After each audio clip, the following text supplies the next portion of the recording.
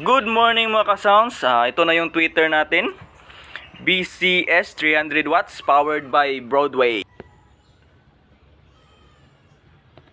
Grabe, ang laki ng kanyang magnet mga ka-sound. Yan, ipapakita ko lang sa inyo harap at likod. Yan yung magnet niya.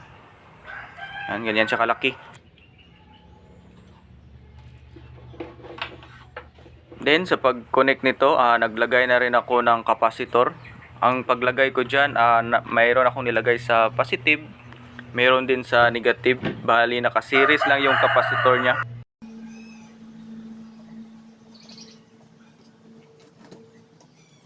So sa pag-connect niyan, ipopost mo lang yung terminal ng compression driver, tsaka ipasok yung wire, and then bitawan.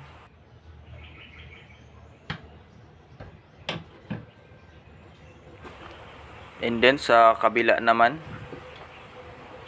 ganun pa rin sa negative side. Ito na siya mga ka-sounds. Nakonect na natin yung speaker wire papunta sa ating compression driver. Yan yung pag-connect ko. Sa positive at saka negative, naglagay ako ng capacitor. Then ito na yung horn niya. Thread type to na klase na horn. Yan.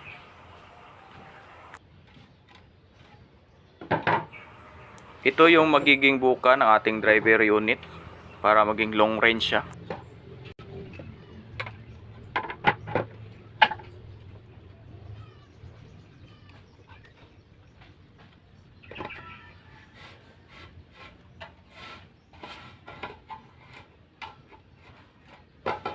Sa pagsalpak ng horn, so thread type na klase yung horn natin. So bali, ganito lang siya.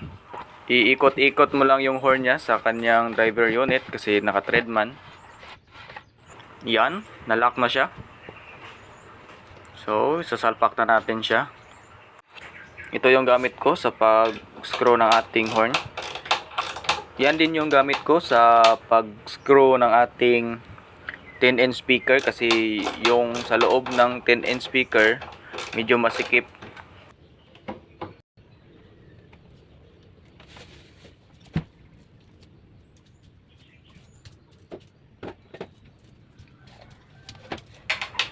Pagkatapos ko siyang na-screw yung isa, sinukat ko yung distance from horn hanggang sa gilid ng box para pumantay siya.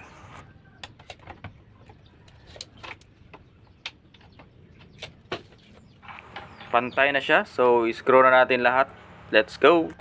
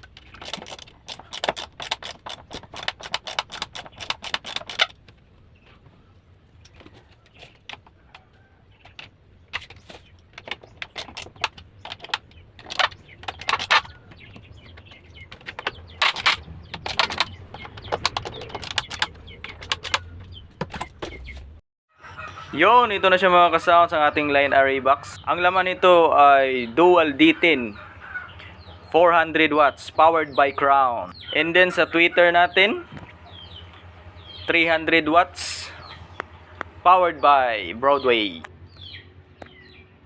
Thanks for watching!